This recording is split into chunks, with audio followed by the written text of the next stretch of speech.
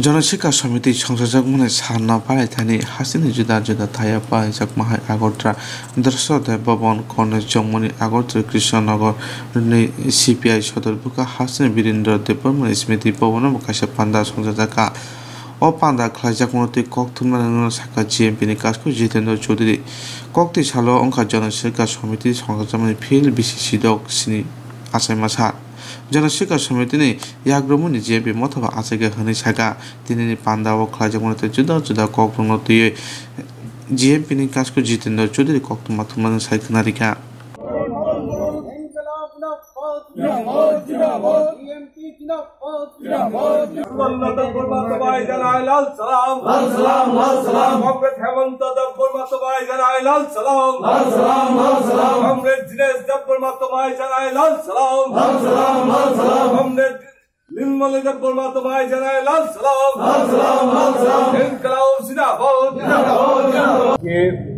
সে ঐতিহাসিক দিন আজ থেকে ৭৫ বছর আগে ১৯৪৫ ইংরাজির ২৭ ডিসেম্বর ১১ই পৌষ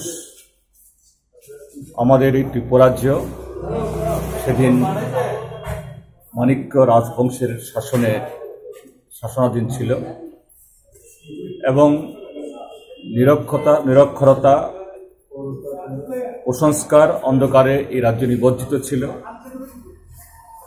সেই সময়তে ১৯৪৫ ইংরাজি দ্বিতীয় বিশ্বযুদ্ধের অবসানে আমাদের দেশেও যখন স্বাধীনতার ঢেউ উঠেছিল, আমাদের রাজ্যের মধ্যেও তার ঢেউ আছড়ে পড়ে এবং তৎকালীন সেই ত্রিপুরার কতিপয় স্বপ্নদর্শী যুবক দশরথ দেব, হেমন্ত দেববর্মা, সুধন্য দেববর্মা, ডক্টর নীলমণি দেববর্মা, অঘোর দেববর্মা, তাদের নেতৃত্বে তারা সেদিন আলোচনায় বসেন যে এই পরিস্থিতিতে সারা পৃথিবী এবং এই ভারতীয় উপমহাদেশ যে পরাধীনতার শৃঙ্খল থেকে মুক্ত হচ্ছে, নূতন যুগের সূচনা হবে, এই ত্রিপুরা তাদের কর্মসূচি কি হবে।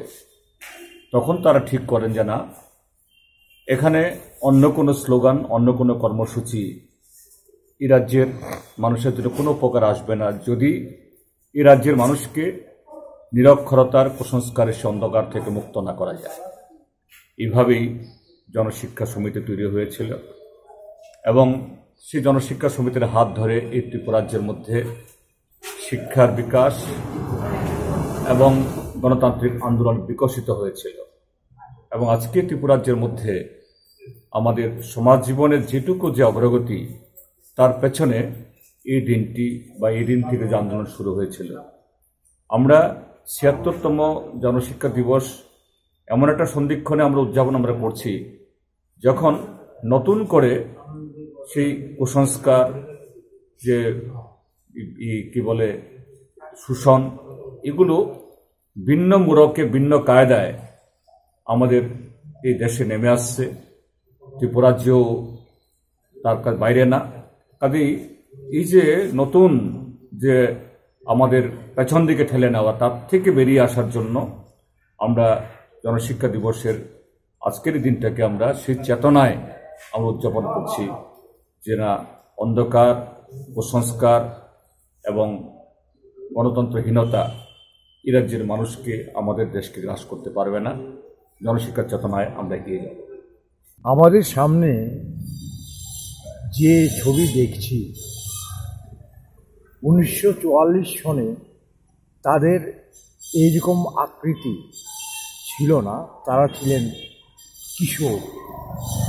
বস্তুতপক্ষে এরা ছাত্র অবস্থায় এই জনশিক্ষা আন্দোলন, তার সঙ্গে যে আন্দোলনগুলি ছিল জনমঙ্গল, প্রজামঙ্গল এবং জিএমপি যেটা বলছি, সেই আন্দোলন একসাথে এই যা নেতারা ছিলেন, বিশেষ করে যারা উপজাতির নেতা ছিলেন, তারা ঝাঁপিয়ে পড়েছিলেন।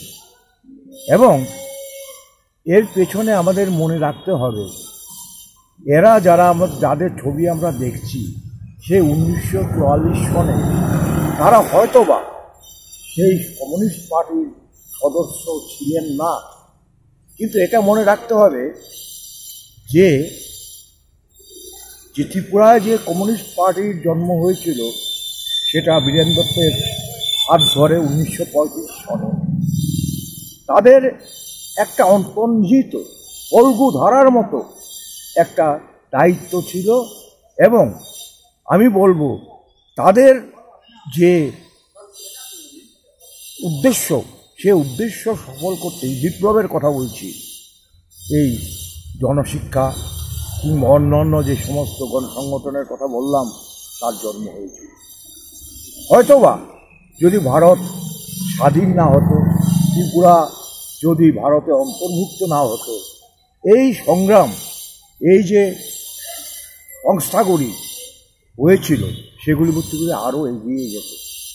কিন্তু ভারত স্বাধীন হলো, তারপর ভারতের কমিউনিস্ট পার্টি কিছুদিন আপনারা জানেন এটা ব্যান্ড হয়েছিল সরকার দ্বারা।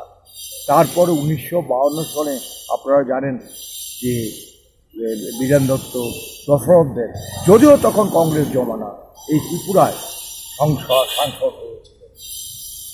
সেই ধারাটা আমাদের ধরে রাখতে হবে, এটাই মূল মন্ত্র।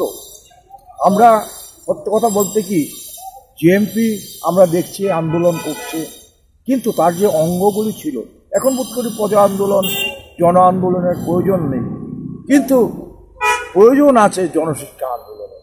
কারণ আমাদের এই একটা ঝোঁক চলছে আমাদের অশিক্ষিত করে রাখার। এই অশিক্ষিত করার বিরুদ্ধে জাগতে গেলে আবার সেই জনশিক্ষায় ফিরে যেতে হবে। কারণ এখন মিথ্যা কথা বলছে, মিথ্যাচার এবং মিথ্যা ভাষণে আমরা ডুবে আছি। সেই থেকে মুক্তি পেতে হলে এই শিক্ষা, জনশিক্ষার প্রয়োজন। মানুষকে সচেতন করতে হবে, মানুষকে বোঝাতে হবে যে এই পথ নয়, ওই পথ আমাদের যে পূর্বসূরিগণ বলে গেছেন সেই পথেই আসল পথ। আমরা সমবেত হই, আমরা দুরাচার এর বিরুদ্ধে রুখে দাঁড়াই। এবং আমার দৃঢ় বিশ্বাস এই বয়সে যে একদিন না একদিন, হয়তো বেশি সুদূর নয়, এই ঘটনা ঘটবেই। আমি হয়তো বাঁচব না ব্যক্তিগতভাবে, কিন্তু আমার মনে হয় আগামী 5 বছরে সারা দেশ, আমাদের ভারতবর্ষ পাল্টে যাবে, এইরকম অবস্থায় থাকবে।